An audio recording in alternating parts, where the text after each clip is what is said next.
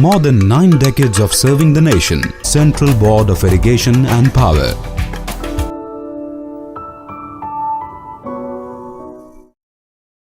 Hi, good morning everyone. This is Ramni Karuna. I myself engineer from KEC International, taking care of transmission and distribution sector and the solar field. Currently, I think you all are aware what the topic will be, the designing and engineering of the substation, and I will be covering that complete what the slideshow will be there. Before that, I just want to know your small introduction, and so that I will understand from this diagram which you are doing, so that my presentation and other things will be like that. So you should start from your side. Myself, Ritesh Yeshwa. I have been working in Nepal Electricity Authority for the past 8 years. For the first 4 years, I worked in a distribution planning, distribution system, and recently, from past 4 years, I have been working with the transmission line design, procurement, contracting, testing and commissioning on the transmission line and the substation project. So you are posting in Kathmandu? Yeah, Kathmandu. Myself, my Chanakyapuri birthday. I am also in the Nepal Electricity Authority. I am also in the transmission line. I work in Nepal Electricity 20 years.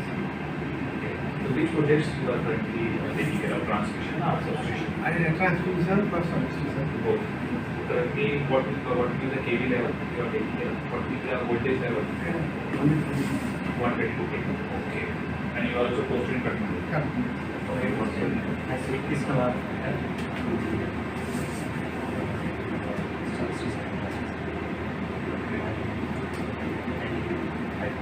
5 years. Okay. Which any site or you are not supposed to enter?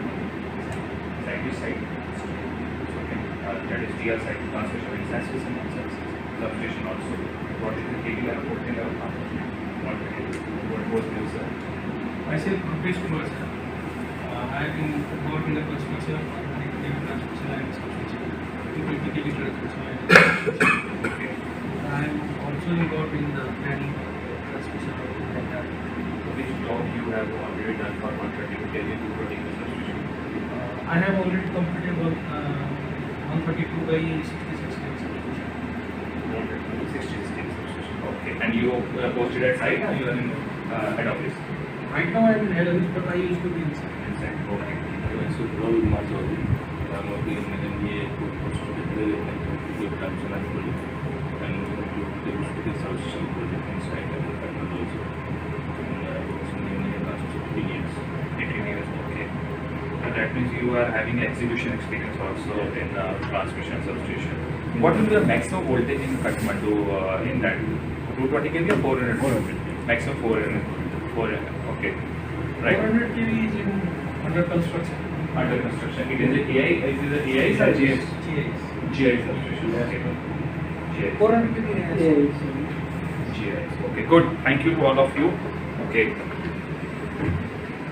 Now the flow of presentation, because now the topic we have planning, design and engineering of air insulated substation, gas insulated substation. Basically they have asked me for the AIS, but I have covered GIS also because it is a topic of the substation. Nowadays whatever jobs we are also executing there, that is also, it is a mixed brand, because we say 220 kV GIS will be coming, then after that you have the AIS. So you have the dual possibility what we are doing, bringing, and because you people have the site constraint also, the topographical as well as the geographical, that is also a big issue, elevation issues also.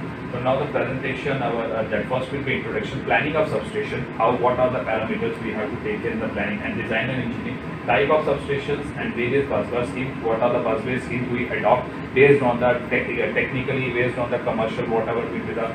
And then after it we have is basic of the substation equipment, what are the primary equipment, what are the secondary equipment, what are the auxiliary equipment which we are doing, then single line diagrams, concept and objectives, the basic consideration and layout aspects, clearances and insulation level, because you are having a high altitude, and because high altitude your clearances will be different, your altitude, because if you see the standard calls for 1% MSL with 1%, that will be particular for that insulation levels. When you are doing high altitudes, your insulation level will also increase based on that. That I will cover in my coming slides. And clearances and insulation bay width, what will be the bay width will be required.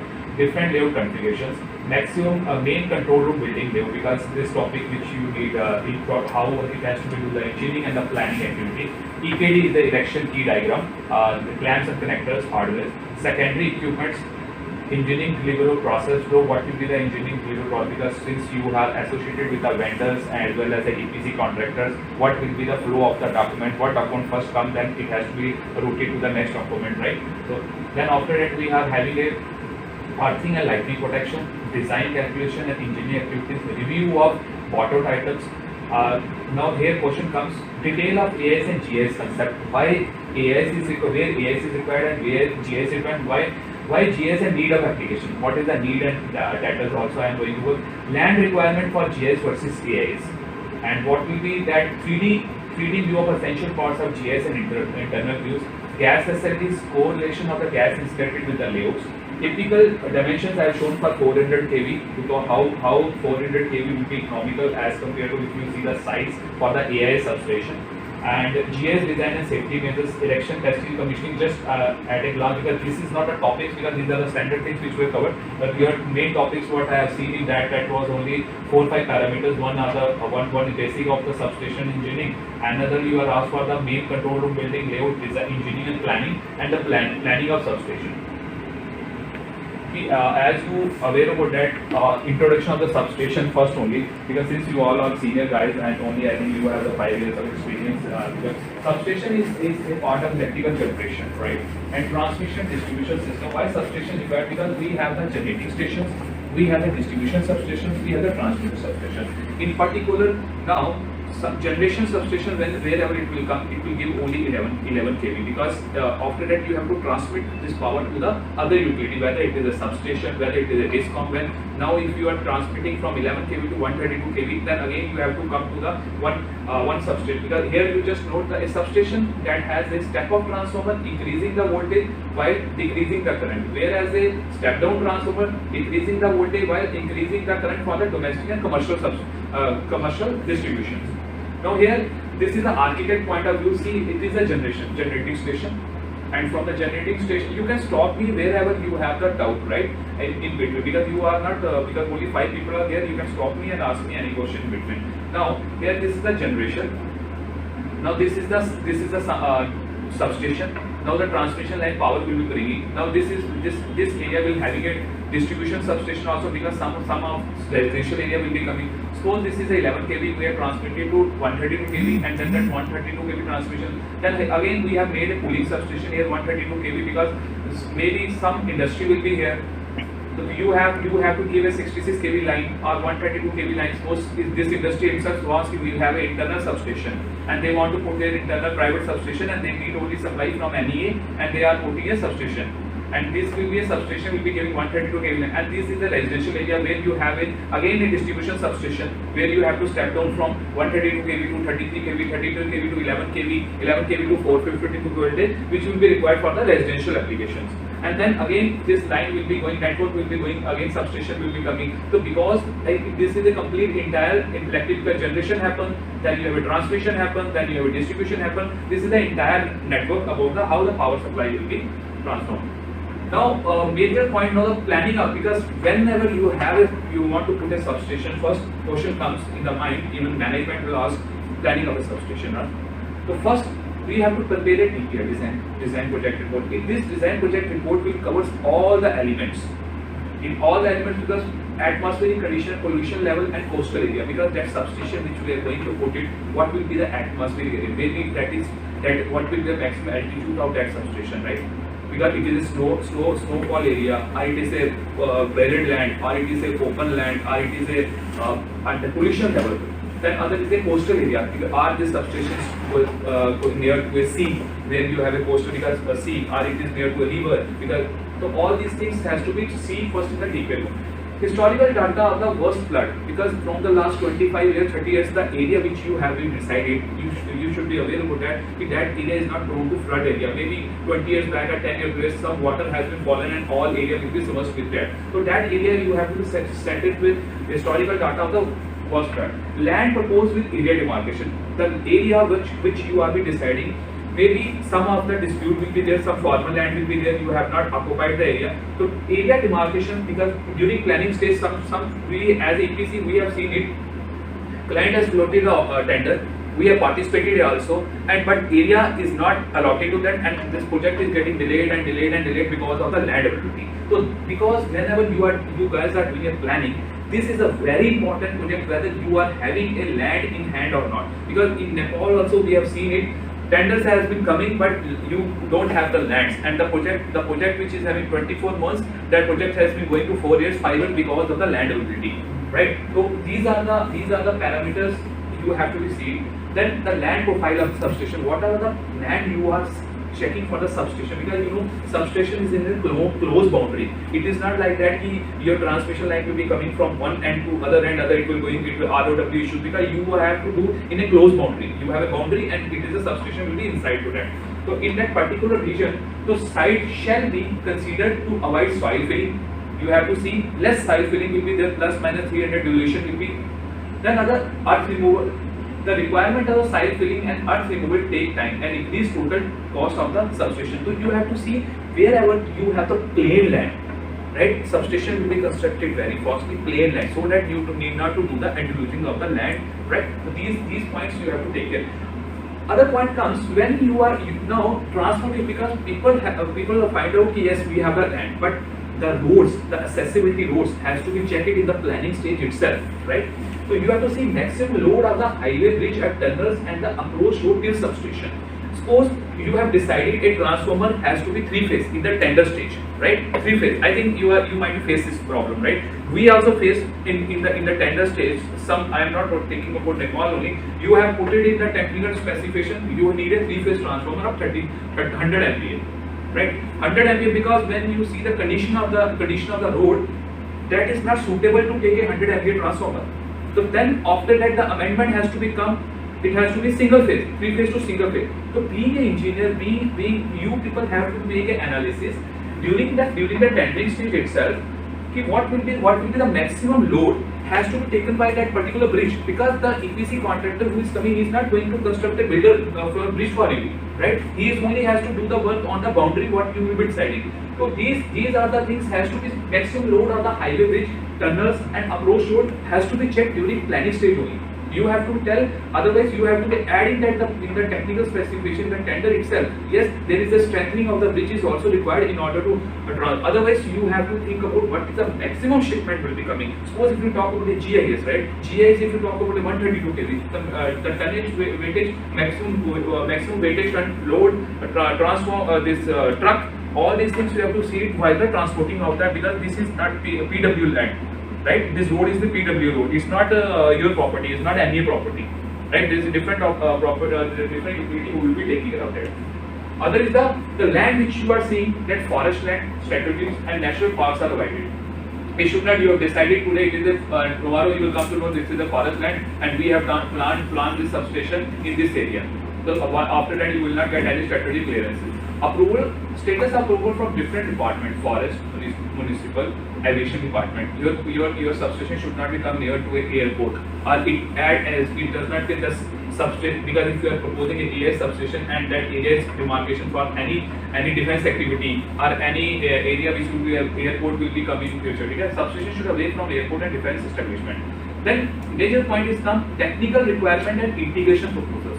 Your technical specification should clear about that what are the scheme is required, because what are the scheme, that way I will come in my sliding step. Technical requirement and integration proposal. And investment cost, what will be the total investment cost is going to come in that particular project. Time schedule for complete substation, location and access road to substation, connectivity to nearby grid. Generally we have faced some of the issues because the substation has been already identified, because the nearby substation where you have to bring the power, like I don't want to take the name of that particular job. Suppose we have decided 220 kV substation is going to be come, and that substation has not come, and 132 kV has already been established there. So what happened? The 220 kV line has this was 220 kV substation. Now the other EPC contractor has already built the 132 kV substation and 220 kV portion and 132 kV portion. In 132 kV portion, the supply has not come. Right? The 220 kV substation is not being constructed by the EPC player. So during that time, the feeder which will be coming from that side to our side 220 kV, we don't have a supply and we are ready. So in this particular connectivity to nearby grid, you have to ensure it during planning stage. What will be the commissioning time of that particular substation with respect to our?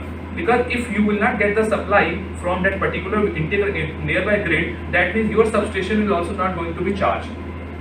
That planning stage, you should talk to the concerned person whether it will be coming from your different utility or you will be any private developer or solar or any private developers is also in Nepal is also there are your hydro department that has to be now. Transportation of power transformer requirement and thermal insulation in all exposed positions. This is very important point I will share you. We are doing a job like in suppose hilly area like we have Leh, Kargil, Daras and other area, right? In the bidding stage, right? You should be aware of that what will be the maximum temperature in the winter it will go. Maybe it will go minus 20 degree, minus 10 degree. We maybe you people don't have any experience doing that because like in Canada, right? The temperature go up to minus 40 degree. So in India also, in some of the region like J&K, Jammu and Kashmir or Leh, Kargil, the temperature go up to minus 20 degree also, right? In that case, whatever normal water tank you have kept on the tap, it will be frozen, right? You will not get the water in that. So whatever the pipes will be going, by pipe it is also frozen, right? So you have to see it, whether thermal insulation is required or not. That has to be checked in planning because most of these parameters are missed in technical specification. Then it start coming कि sir this is the requirement. तो पानी नहीं आ रहा है control room building में ये नहीं आ रहा है उसके thermal insulation. तो contractor will simply say you have not mentioned in any thermal insulation, right? So these are the practical problems what I am sharing you because this is a major thing because even everything was frozen because when you talk about a minus 20 degree, minus 10 degree, even these are the very big challenges which you have to be catered in that. Capacity of substation should be best suited keeping view the future growth of the load. It is not like today you have done the substation, the requirement will be coming, this industry need a load 132 kV line. Tomorrow maybe that industry, another industry will be coming that you are not. So the substation land which you are giving, it should have a future growth of load. You can do a further expansion of the substation. Whether it is an AIS or JS, further expansion feasibility has to be maintained. Further augmentation plan. Any consultant involved, I think in all the jobs you are the consultant because in Nepal without consultant you don't do any job. I think there is one more tender is also coming where you are taking the I think it is Fishner Germany. Isn't it Yeah. 220 kV? It's a 220 and 132 kV. It's a tendering stage right now. No. I will tell, huh? Damoli, right. There is KWF.